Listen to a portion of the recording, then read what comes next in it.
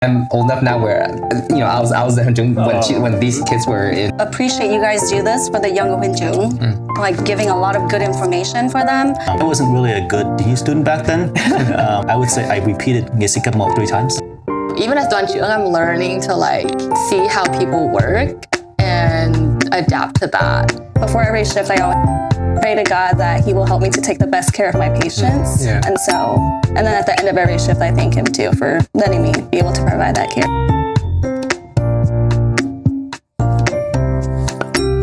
Welcome to a very special edition of HT Show podcast. We're here. Where are we right now, actually? We are actually at Mineral Lake. Yeah. And we'll get into the story about how we are here in a minute. But let's do a quick introduction and then pop this open.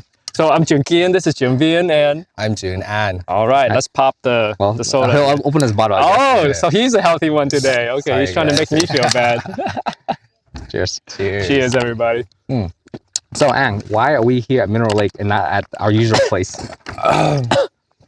So when you guys pitched me the idea to do the podcast, I was totally down. It sounded like a super cool opportunity just talking, hanging out with you guys, because I have seen that you guys have been doing this the last, not a year yet, right? The last few months. So I've kind of been keeping track of it here and there. And then when Johnny heard that we were doing it, he was like, hey, why don't we just do it at the fishing trip at the same time? And I'm like, wait, that's actually kind of big brain because it's not anything you've ever done before. Right.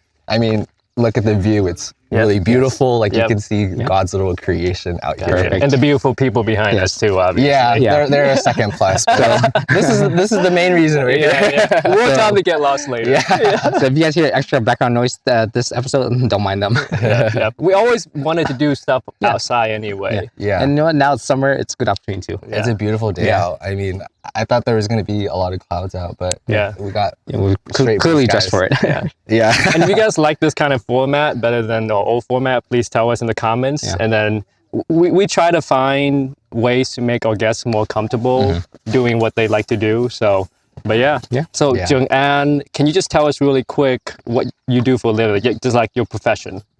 Yes. So outside of Tuni, my actual job is a social media data analyst. So social media campaigns, I run the organic side of things. So whatever, imagine, your own personal Instagram, you would post whatever kind of content that you do.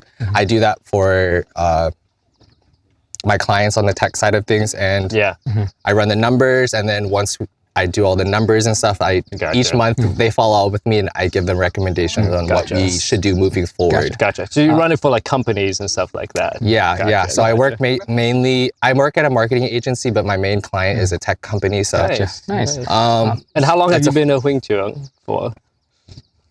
A while, I assume. Yeah. Do you remember when your come off was? I think I was just out of high school. So it was probably my freshman year of college. That was 2015.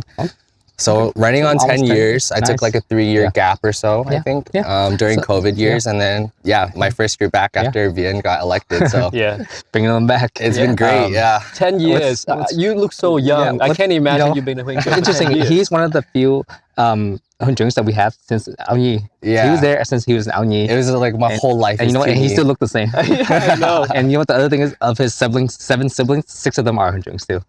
What happened to the 7th? We had to get the 7th one. So the oldest one.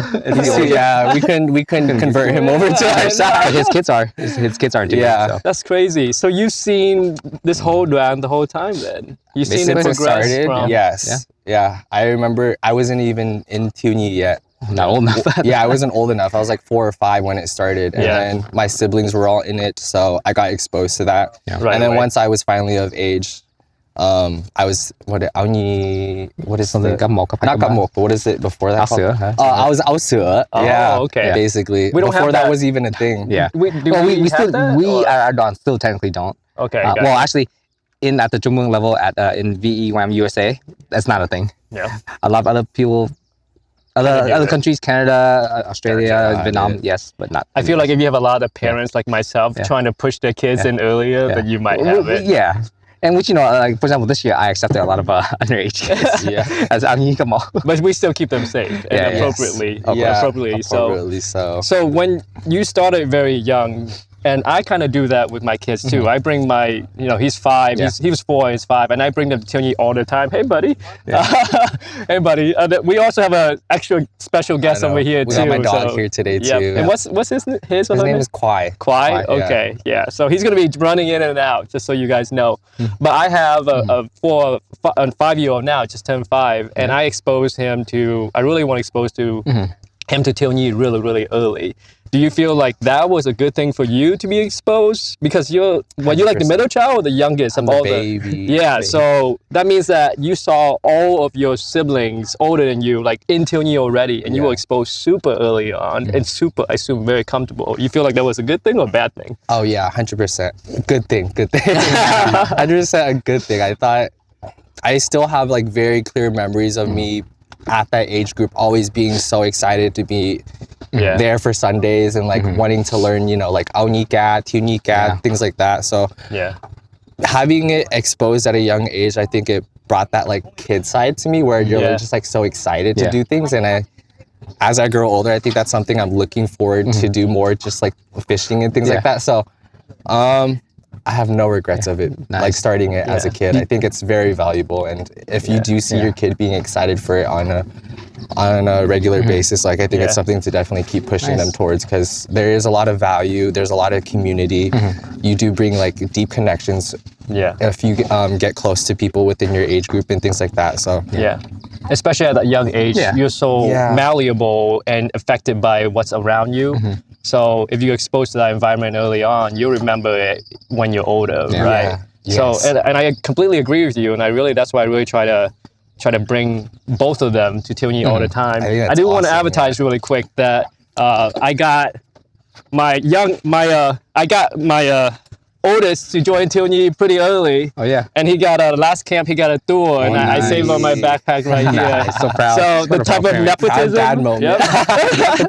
Dad moment. Did you put that tour on him too? Yeah, I put it on. Yeah. I didn't spank him that night because he got a tour. I'm just kidding. But the main thing is just the fact that because I exposed him so early, he had the confidence just to be himself around like people wearing like different things, different kind of scarves like that, right? Yeah. So obviously you enjoy TNT, but was there like a specific ngành that you like to be in? As a kid? As a kid, yeah. That's a tough one. If I were to say as a kid, it would either be Aoni or TNT. But I'm assuming probably more Aoni, because TNT, you start getting more into like the awareness stage of life, and you're, kind of like, oh, I'm getting older. I'm like too cool for this or that. But I think the Aoni stages are very pure and very fun. There's less drama. Less drama. Oh, for sure. And go ahead. I remember Nghĩa Sĩ I think was one of my favorite, because I had developed a good bond with a lot of my fellow Nghĩa Sĩ friends. And like for example, his wife is here. She was one of them. Your sister was one of them. True. That was But there wasn't any drama with that. Oh, there was plenty of drama. That's probably what made it fun. Yeah, but like going afterwards, growing up, after you become a huncho, you kind of like just forget about all that stuff and just learn to work together, and you bond more. Yeah, it's always interesting to see what people like. As when they're in TNT, instead of as when they were Huỳnh trưởng. So next question is, when you're Huỳnh trưởng, like, did you still like to teach TNT or do you like to teach? I think I've always taught Hiệp sĩ, and I love that age group because it definitely is a challenge. I would say it's not the easiest age group to teach because the kids are very aware of them, of how they are at their current stage in life. They're a lot more aware of things socially.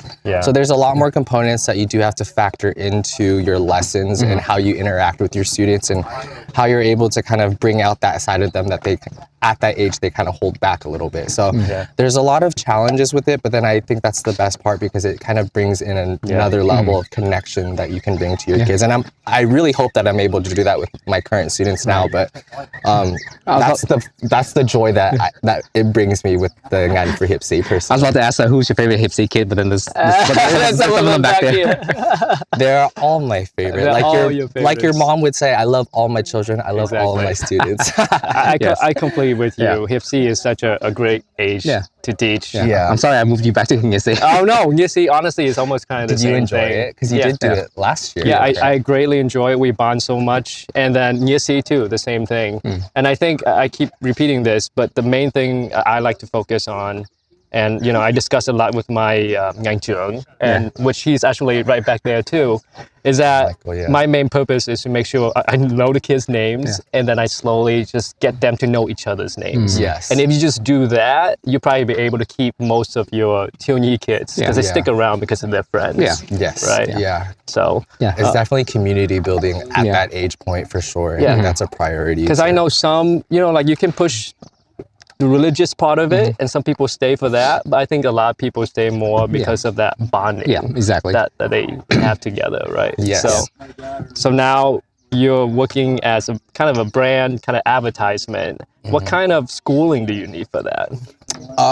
I did my basic 4-year degree. So I actually took a 5th year because I did a little bit of exploring. But I did a bachelor's in business administration and my focus was specifically marketing. So it lines up exactly with what I'm doing now with social media. I would honestly say courses aren't too bad. I think majority of business programs are easy relative to like things like med or biochem or engineering or CS and things like that. So I had a problem with doing like a lot of those classes. Like I tried CS, I tried the pre-med route and everything, and it was hard because you're 18, you're exploring all these things and it's not fully clicking. But once I got into business, everything just was like a smooth sailing after that. And after that, I was like, okay, I know this is like this is what my brain is made for, kind of thing. So I mean, you graduated a number of years ago, but did you have a hard time getting a job at that time? It was hard that time. It took me about 3 to 4 months, which I know now that's probably on the shorter end. So I graduated June. I got my first job in September. So that's about 3 to 4 months. Oh, that's really that sounds so good now. It sounds like a blessing now. But I remember being very stressed out back then because people were just like Hammering you on it. Yeah, people were hammering me on. There's like the expectations, and other people in my classes were already getting jobs and everything and things like that. But did you have any internships while you were working? That's the part I regretted the most, actually. I had a little bit more fun in my college year, so I didn't prioritize career as much. We call you we have 2 Ans in TNTT, and I think of you as the cool An. No offense to that. No. That's the cool An. He knows all the fishing stuff. He's Ganchung. The kids love him even more than me. So that's the cool An for sure. How about the look cooler An? Okay. Yeah. So once you got out, did you get like an advertising job right away? Because for me, business has always been a very confusing degree for me because it seems like you go into business. It's so broad. It's so broad, even though you kind of had a focus on business advertisement. Yeah. So it seems like you kind of had to have some kind of focus. But when you get out, did you get a specific like advertisement job, or did you get like a different kind of job when you got out? I worked in accounting, which is also within business as well. It was also a class that I did very well in during all of the, I think there's like 3 different parts to the intro series. So it was very easy to me naturally, but it's not like my passion and it's not something that excites me. But when you got bills to pay, you got college loans starting to stack up a little bit, you gotta man up and like be a little bit more of a grown up at that time and just kind of figure out your finances first. So that was a good starter job for sure. How long did you stay in accounting? I think less than It's good to get the experience in for sure. But maybe a year and a half, because that's pretty good. 6 months was in office and then COVID hit. Oh, okay. And good time to switch. Remote work was probably like a year at that point, I'm assuming. That whole era is a blur. I'm assuming for you guys too, it's a blur. So maybe a year and a half, I'm assuming. And then they made us going back to office, and then you're out. You're like, peace out, guys. It was nice knowing you. We had a good ride. Because I would drive 4 to 4.5 hours a day. So my work days were like 12 to 12 and a half hours. So it's literally just work, go home, gym for like sanity, and then eat and sleep. That was my schedule 5 days a week. Oh, how long was commute, you say? 4 to 4.5 hours a day. From Tacoma to Issaquah. Oh my gosh. That's for the corporate office. 2 hours up, 2 hours down. How long did you do that for? 6 months, and then COVID hit. Oh my gosh. That was a blessing in disguise. Oh my gosh, I would never It be able helped to me do a that. lot. Yeah. That would have been me And then too. they asked you to If it wasn't come for back. COVID. Yeah. So ever since then, I've stayed remote work because it's Nice. what best fits for my current life, and then current like family responsibilities and everything. It keeps that right balance for me. Yeah. So you were fine with accounting. It was just because of the travels that you were like a switch. I mean, even though it wasn't your passion, I guess you were. It was still done for a while longer. Yeah. If had to. remote work was still, then because it's not the most exciting thing to do, and What's the pay better? the pay was not better. Oh, really? Oh, And the okay. culture there the demographic was a lot more mature than my age. So I didn't connect with my coworkers as much as it would naturally be for me, like if I were to work with, you guys or anything. Yeah. But it was still a great experience. I mean, I learned a lot. I learned a lot for like a first job. You do have boundaries that you need to set. And you know how as a first timer, you're like so excited and people see that you're fresh, and some people that are more experienced can definitely take advantage of you and you know get you to do more of the work than you actually need to do. So it taught me a lot of that, a lot of corporate politics and just things to be mindful of to be able to protect your own self, because people will definitely take advantage of you if you let them. This corporate world it's rough. It's brutal. And even if it's a year and a half, you still definitely have it on your resume. It's easier to find the other one. So. And that current role worked really well because they saw my position and they're like very interested in me after that because of the company and then the things that I did. It lined up with what they were looking for. Really? Because you went from accounting, strict accounting to advertising. How'd that transition go? It was the analytical side of it because accounting is very analytical, and for my social media role, it's an analytical role. So they needed someone that both had the awareness of like social media trends or things like that, you know, like what's popular with people in the younger demographics. And you look young, you still look young. Do you think your use of social media helped with that at all? It did. Wait, so how was the interview then? Did they just like show me your Instagram or something? Like how do someone interview for that kind of position?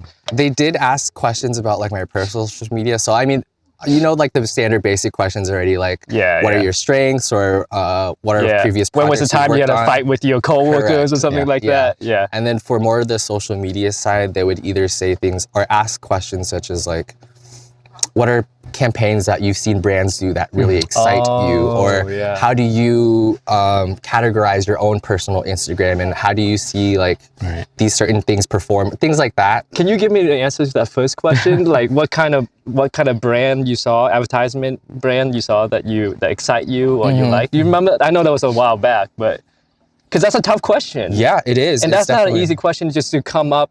You know how you prep for interview, right? You just search the generic and then you practice that. But that question would have thrown me off. Very specific, right? Yeah, very specific, right? So thankfully, I had one of my friends that worked at that company. So she kind of helped me for it. It's who you know again, right? Yeah, Emily, if you're watching this, bless your soul. You came through. I'm living life because of you. Send it to her.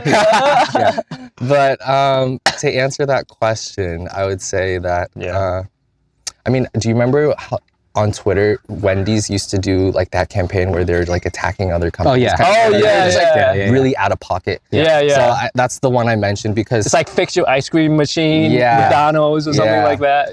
Yeah, they were kind of doing things like that, and it's just like you don't expect a brand to do that. It kind of creates like that friction and commentary. Right? Public commentary. That for people brands usually don't do, or they try to avoid to stay neutral on things. Whether it's good or bad, they get more views. Bad or good effect. You're right. Attention, any attention is good attention. But for Wendy's, in their case, it really excited a lot of people, even outside of their audience. So that was the example that I talked about. You think our show should do something like that with another? I think we have a new social media brand analyst right here.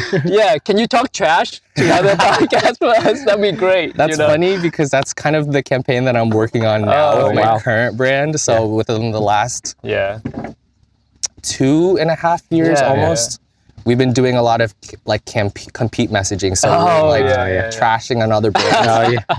And it's actually been so helpful because with that strategy, I've been able to get to the brand to its most highest performance they've ever seen. So when I first started, we broke our last record by 2 times, and then within this last fiscal, with that same strategy and the same recommendations and kind of evolving it, you know? Yeah. We broke our previous record that we did 2 times. We broke it by 3 times. So we literally tripled our numbers in the span of 2 years. Gotcha. And it's been so helpful because they're doing layoffs and stuff. So at least it's safe. I think every time I see something of one company trash talking to another, especially if it's about your company, I'm gonna think about you now. Because I know like my company, the CEO likes this trash talk about maybe one of your specific, you know, he One works of the products for it, Yeah. for sure. Yeah, it's really interesting to see though. Yeah. Yeah, he's like this guy. He's the one that's creating animosity. He's a fire back. Yeah. But yeah, It's kind of cool. I know you work with a lot.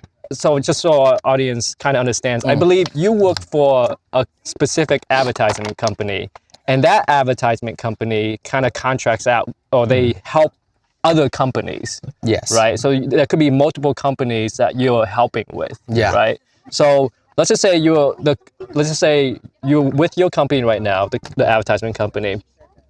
The data that you gather and recommend, are you the only one that's recommending for that company, or do you think that that big company is like asking for a lot of different advertisement companies from other agencies? Yeah. No, it's specific to us.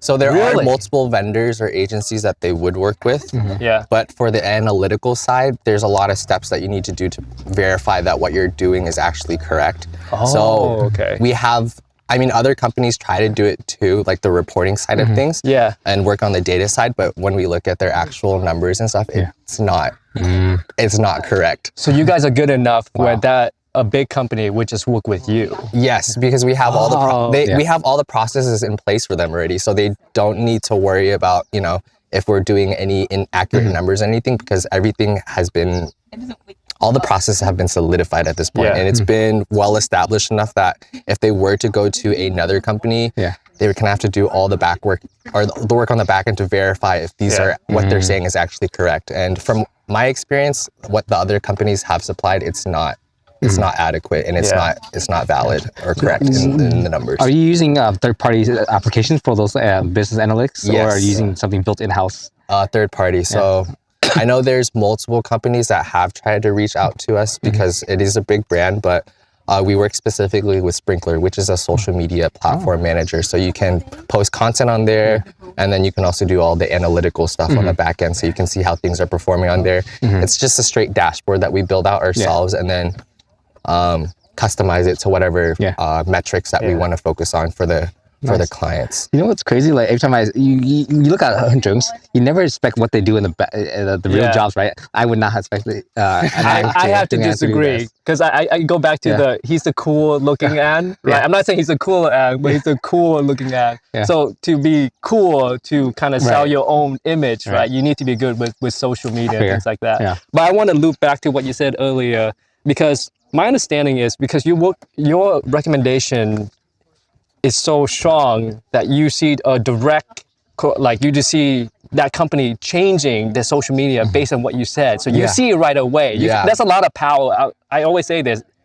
Attention is a new currency of our generation, right? Yeah. So you have a lot of power for a big or small brand company to just put it out there, and you see the direct results of your recommendation. Yeah. So normally for us, just on our own social media, we might post something, we might see like a bunch of likes, kind of gives us like a little high, and be like, oh yeah, that feels pretty good. Now for you made a recommendation for like a big company, and that big company or small company put it out there, and you see it doing really well. Right? There's gotta be a difference in that like excitement. I assume, right? Yeah. Because for us normal people, it's like, yippee, I have, 10 likes, like, and people like heart my, my swimming photos or something. Right? Yeah, it is very exciting. I mean, to see such large numbers come in, and it is a result of the work I'm contributing to the brand. It's super exciting, because this is or at least for my brand specifically, it's a brand that's always like kind of flown under the radar. People don't give too much attention to it. So to be able to kind of build up that anticipation and the excitement around the brand and create a lot of awareness with consumers overall.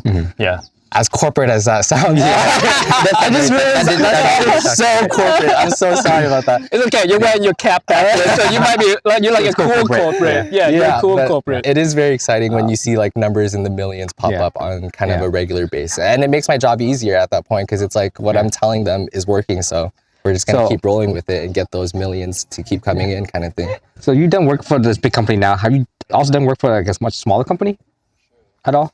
It sounds like your advertising company is pretty big, so they wouldn't mess around with smaller companies. My advertising company is like a medium. I think it's 400 to 600 employees. Yeah. And they work with other brands outside of the company I work with now. But Do you think you would like it working for smaller places or like big? Because I know big places have a lot of reputation, a lot of expectations. Yeah. Yes, for agents, specifically for marketing agencies, I would say if you don't want more work, go bigger if you can. Because if you go to the smaller companies for marketing agencies specifically, and especially with how many layoffs have been coming, so with the integration of AI across all fields at this point, that's a big cause of the layoffs that my industry is facing now with like content creation, things like that. You can I'm pretty sure we're using AI. Yeah. So there's a lot of factors going into that now, but can you remind me of that question one more time? I went on a tangent. No, you good. I think the main question is this: would you rather advertise for a big company or a smaller company? Bigger company if you want the stability and you want more, like you can. For me, I specialize in what I do. So if I were to do this role or this kind of industry in a smaller company, I would be wearing a lot more hats because you're kind of sustaining that smaller company at that point with your expertise, and you have to be even more knowledgeable on other areas. And those little things that you have to do on the operations side for those kinds of tasks, it takes up a lot of time if you're having to keep switching your brain from analytical to content creation to like publishing. There's like so many factors that just go into a brand's social media strategy that you would get very overwhelmed, honestly. So with if you're advertising with a smaller company. So the larger the company, or if you can even go into like a large company full time, the skills that you would bring would be a lot more specific, and then that would be your main focus, and you wouldn't have to wear so many different hats. So as a consultant, how do you get to build those companies, or how do you get paid? Does your marketing company pay you as a straight salary? Understood. Yes, I get paid a straight salary, so there's no like commission or anything if we do better. But if we do better, that's job stability for me at that point. Gotcha. But the main company contracts out to my marketing company, and then they're the ones that have specific budgets that they set on an annual basis. Gotcha. And then after they finalize that, which is July now, then they would send that to our company, and that's how they distribute the funds to all the people. Yes, correct. Do you find smaller companies are more easier to do like crazy social media stuff versus big companies who are more established, and they're like, we already have an image, and we don't want to go crazy, like we don't want to trash other people and go crazy. I assume that is to be the case. That is very correct for you to say that. You have a lot more freedom when it comes to smaller companies, just because. And like you said, you have so many hats too, right? So you don't have to report to like 50 different people to like make a change. You're like, I'm like those 5 people already. Yes, correct. Yeah, so that's kind of where you get that freedom from, because with the larger company, there's a lot of levels you have to go through just to get an approval on something. So you can't just post something right away and not get anyone's approval or anything. Otherwise, you would pretty much. So that brings up like 2 more questions. The first question is, sometimes winning social media. I'm not sure you can win social media, right? But at least when it comes to marketing, is speed. Like how fast you can get stuff out. Yes. So if you're working for a big company, how do you get stuff fast like that? Do you have, because it's not like you see something trending and you're like, hey, big company, like you need to do this now. They're gonna be like, no, we need to go through like 50 different people to do it now. Yeah. And then you miss a trend, right? So how do you get that to happen? you know? Or what do you do? Like, you just give them a template, like, this is what you need to do if this kind of stuff happens, you know? Like, how can you catch lightning in a bottle? Yes. You know? We do have a process in place for that. And I'm so glad you have an answer for you, because if I didn't, I would look really dumb. But to answer your question, how do we just get content out so quickly? At least for our agency, my agency specifically, we have, I think, 5 different specific departments. So we have what I do is analytics. We have community managers, which are people that respond to anyone that, you know, reaches out to our brands. We have a content creation team as well, with like designers and everything. So they work specifically, the community managers and the content designers stuff, they do work behind the scenes together to keep track of trends and everything. So whenever they do see something pop off and then they're able to like make it real quick, they send it over to the client and they're like, hey, this is something that's been really popular now. Like the cinnamon challenge. Yeah. Like, I can just imagine, like, it's 11 p.m. at night and someone who is like important calling another person important saying cinnamon challenge, get on get it done. You know, that's my image right now. Thankfully we keep it during business hours, so we don't have to worry about late nights like that. But it is very so much like that. I mean, we have calls where we go over content and things like that to show to our clients to see if they approve of it to post on our channels. And then for the speed side of things, that's something that is with how TikTok has grown so much in popularity within the last 2 to 3 years. Once that started happening and then our brand started focusing on that, we had to create a process to be able to keep up with the demand of the business needs through that way. So that's the start of all like that faster paced content pumping out kind of thing.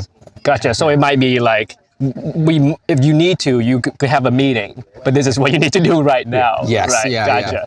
Gotcha. And you feel free to do it, and don't feel free like you're gonna get fired from doing it or something like that. So which one do you prefer then? Do you want to be like working for advertise for a smaller company, or do you would prefer to advertise for a big company? Like, do you want to work with a company from the start, grow the image, kind of work with, you know, be the jack of all trades and grow the image over time, look back 65 years and said, you know, I did that hot dog stand, I did it, I made that company. Made it happen. Or would you rather work with a bigger team and just kind of be a part of a corporation and advertise for a big company and make slight changes, but still really huge impact? That is a really good question. It's a long question. But, no, it makes a lot of sense. And my answer is formulating in my head right now. No, well, I mean, like, have you done both? And if maybe you just done one so far, so you only have one perspective. I do only have one perspective working with a larger company. And you mentioned earlier how working with a smaller company is going to be way more. It's going to be way more within work. my industry, it would be a lot more work. I did get a taste of that when they did do layoffs and stuff, where we were lower on employees and times, and I would start having to fill in these different areas that are outside of my responsibility on a normal basis. But I would say, specific to me in my current circumstances in life, I like having that bigger company experience because I do get that freedom. Like, I just joined TNTT within this last year. If I were to be at a smaller company, the time I would have to do that would be a lot less. So with my current situation and wanting to like be with family more, be with the TNTT kids and, you know, experience life by myself too. Like, I enjoy that bigger company experience because I have all the freedom on the side, outside of it. So work isn't my main goal. Work is like a part of my life, but it's not the main part of my life because there's so many beautiful and important things in life that bring you a lot more joy than, you know, crunching numbers and staying on a screen all day. And Joanna is pretty much saying what we both say. Like, when we're at work, we're gonna give 110%. Like, we're gonna do a job and we're doing amazing. I know this guy does. I know obviously you do because you're making such a big impact. But once work is done, we're done. You know. So I can imagine someone want to work with a smaller company if they're like, hey, I want to express myself, be free. They're more like an autistic mindset where they're like, be free, express myself any way, make mistakes, whatever. And I have a lot of free time. I have no kids or anything like that. And I'm just going to do it, right? But I imagine, like, once you get to a point in your life where you're like, you know, I want to be beyond, I'm even more than my job. For sure. So, can you give us a kind of like a salary range between entry level or senior level, mid level for your kind of industry? So if you those were who are to work interested. at an agency, Yeah. starting out at an agency, you can expect to be around, for a data analyst role specific to social media, it would be starting around 70K as entry level. That's pretty good. Yeah. That's a junior position starting salary, yeah. I would say. Yeah. And then once you just get to a normal, then it would be like 75 to 80, and then senior level would be in the low hundreds. Yeah. So that's if you're at an agency. If you were at full FTE for a bigger company, then expect your salary range to be from like 100K to maybe 160K kind of thing. Yeah, so it's a good field right now. Like social media analyst, any type of data analyst, really. I think it's really good right now. Yeah. Just to start out doing that. Yeah. Yeah. And they do have a hard time finding, specific to social media, they have a hard time finding people that have that like creative side, but also the analytical side. So they want someone that does have kind of like that designer eye in a way, or like, you know, a little bit graphic design focus, even though that's not your main role, just to kind of keep up with the corporate aesthetic, I would say, in a way. But then they want someone to also be able to do the numbers and stuff and be able to communicate that to clients who don't have an understanding of social media because they're like execs, corporate execs and things. Has your agency utilized the AI much yet? Since this is like the big thing right now. They've been trying to integrate it, at least specific to the platform I use, like my social media platform that I use to manage all the numbers. They introduce features where it's like you can get like an automated sentiment on like all the comments that people post. The AI would run through that, and then it would give you an overall idea of like what people are saying positively, neutrally, or negatively about the brand. That's what AI is really the best at, the data gathering. Right? So I think that's the main way we're using it in my industry right now. It's just like we have all this data. Like if it's like a lot of comments or something, AI can read through that instead of us having to manually read each comment and get an overall idea of what people are saying about our brands. So I think that's the main way we're integrating that into our work now. And I think like that's what's happening in AI right now is that, let's just say there's a professional as yourself in the industry, right? People sitting outside the industry might say, one person might say, you're gonna lose your job, right? And then another person who's more artistic will say, no, he won't. Like, because there's no way AI can replace something that artistic, like, you know, it's such a different human thought, right? Yes. So we have the two extreme, but I feel like people in the industry is like, AI is like a tool, like anything else. It will make my job more efficient so I can do the things I want, whatever, I can do my job even better. Right? Same thing with pharmacy. Some people will say like, AI might replace whatever, right? But to me, it's like, no, it's just like anything else. It's a tool. It's a tool that will make my job more proficient. You still have to like do the big part of it, and then it does those little nuances that you don't want to take care about. Well, I'll tell you about. I'm using AI right now for my wedding. Using it a lot to design stuff, to make things. And if I did have this, and back then, I might have had to hire someone. I'm just saying, wouldn't have to do that anymore. 100%. Yeah, for sure. So And it's, so to you, now. it's a tool, right? But your fiance isn't gonna be like the final decision. She's not gonna be talking to AI about the final decision. Because I have to run by her. Yes. Yeah, of course. No, you have to make the final decision of it. No, that's good. I definitely used it for those purposes outside of my corporate job too, where like I do side hustles and stuff, and for the graphic design parts, I just use ChatGPT. Like tell it what I want, and then it comes up with the design for me for like, let's say a logo or something, and I just use based off of that. It's very good at that. So I'm gonna ask you, like, this is my view of what you do every day, fill in the blanks, that kind of thing, right? So it seems like, you know, maybe a day in the morning, you might have all this data that your company gather, you know, your advertising company gather. You grab all that data, you look at all the trends, you kind of think about where do you want to push towards next to try to get more views. Then you might have like 50 different meetings with 50 different people inside your company, and then potentially outside your company, advertising company, with the other company, the brand that you're working for. And then pretty much you guys discuss as quickly as possible, and you push that narrative out. And then once you push that narrative out, you have follow-up meetings, that kind of thing. And then make sure that project is going well, and then adjust as needed. That's how it used to be, I would say. It would be a lot more meeting intensive, and you would be in meetings with a bunch of different people that you wouldn't work with on a regular basis, but your roles are all interlinked in a way. But now they kind of streamlined it, so specific to our clients, we have a once a month meeting that we meet up with them. So it's our regular cadence meeting that we do. And that's how we take that whole month, gather all of our data. Yeah. With that 1 month of data, we go through all of the trends. Yeah. We kind of, develop our insights through that. And then at the beginning of the month, for the following month, we report out on the previous month's performance. And then throughout that whole 1 month period, if there's anything that goes crazy, obviously we're going to jump in on that. Like doing an emergency meeting. Yeah, emergency. Yeah. We'll respond to it right away, figure everything out. And Gotcha. But those are like the viral moments kind of thing. For Gotcha. day to day, it's just a lot more slower gotcha. paced, and it's very project based where like it's not like I need to do this and this and this every day. It's like I have a deadline and I manage all of my time throughout that time myself to be able to get to my deadline. Yeah. So as far as within 2.5 years, I've never missed a deadline. Nice. Knock on wood. But things have been good, and the systems and processes we have in place, I think, make a lot of sense. So that's kind of how I run it. love hearing that because there's a meme that I always look to. It's like, hey, we need another meet. There's like an email. It's like, hey, we need another meeting because we need to figure out in this meeting why we don't have any time to do anything else. Because we have too many meetings. So how I see this, you gather all this information.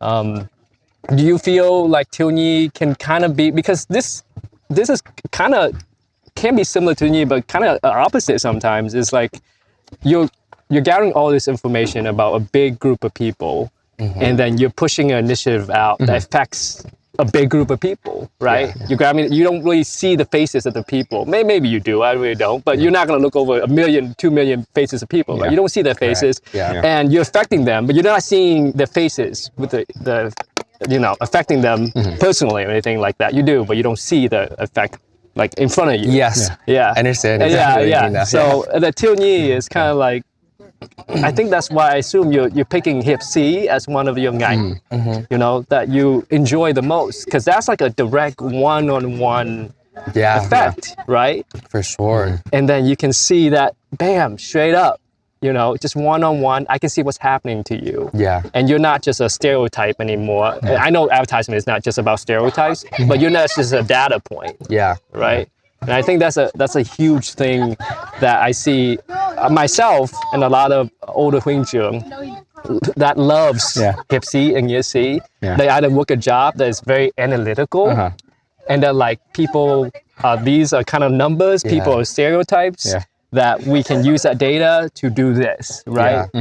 Drugs affect people this way, and for how much, like 80% of people this way, so we're gonna give the drug for that 80%, right? So instead, it's like now I get to affect one-on-one. I think Tilney is such a big thing to give you that outlet. I assume that's the reason why you love PFC, I didn't even realize that myself until you said it now. But what ChatGPT told me that. I'm just kidding. I totally resonate with what you said because yes, my day-to-day is very analytical.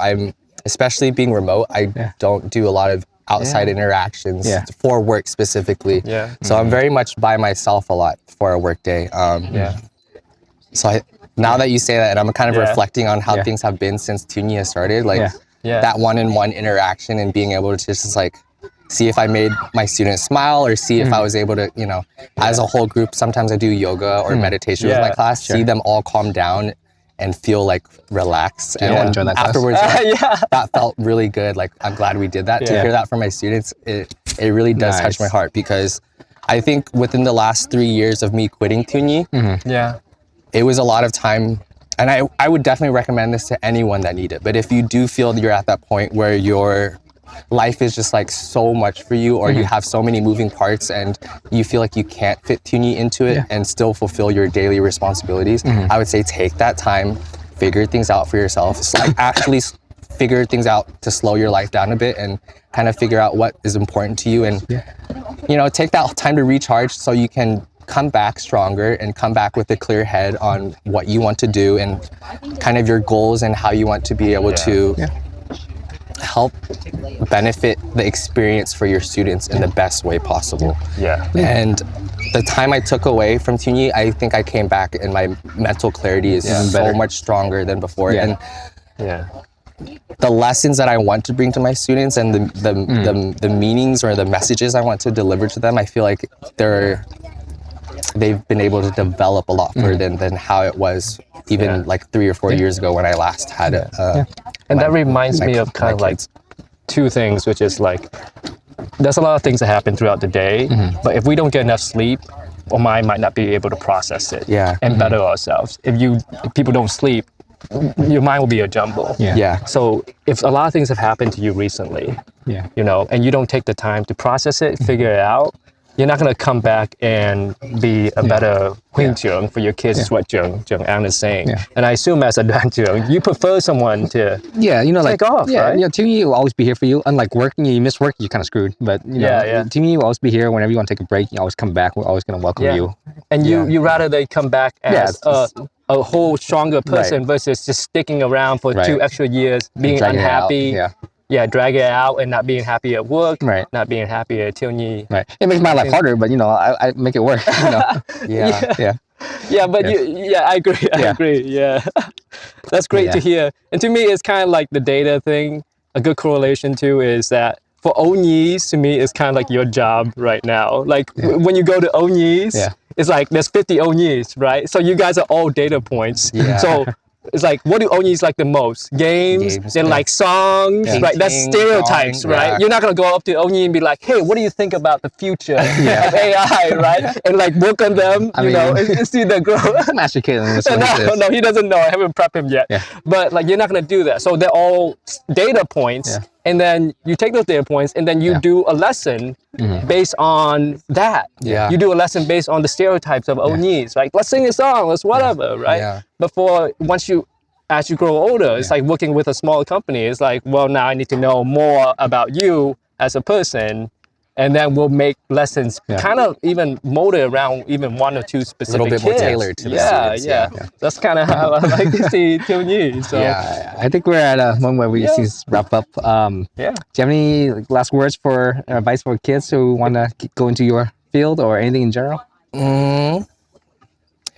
If there was a student that would want to go into social media as their actual career, I would say...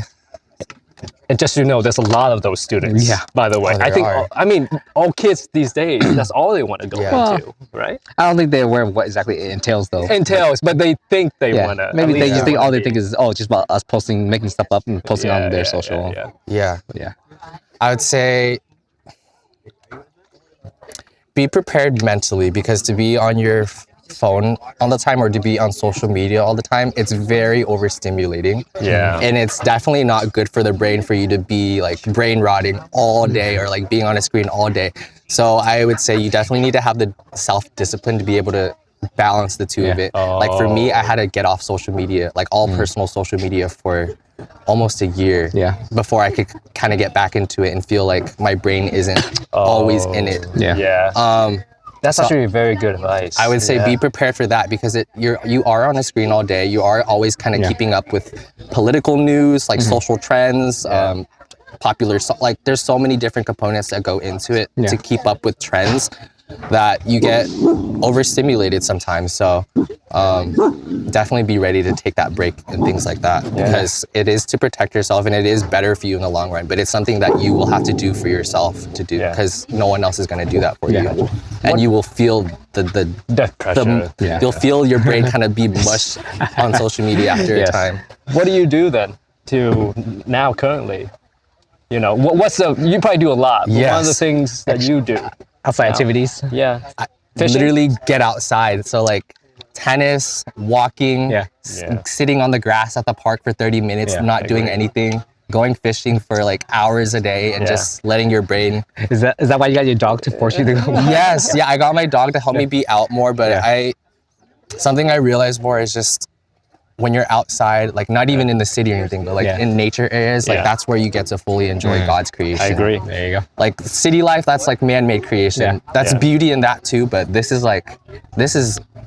more than enough for me. This is so peaceful, so calming, and it does help me ground myself and, you know, get out of that mindless loop where you're always catching up of this responsibility or that, or this work thing or that family. Like there's so many different factors and components that you have that you're responsible in your life as just an over adult. It's like basic, but it adds up and it gets hard sometimes. So absolutely.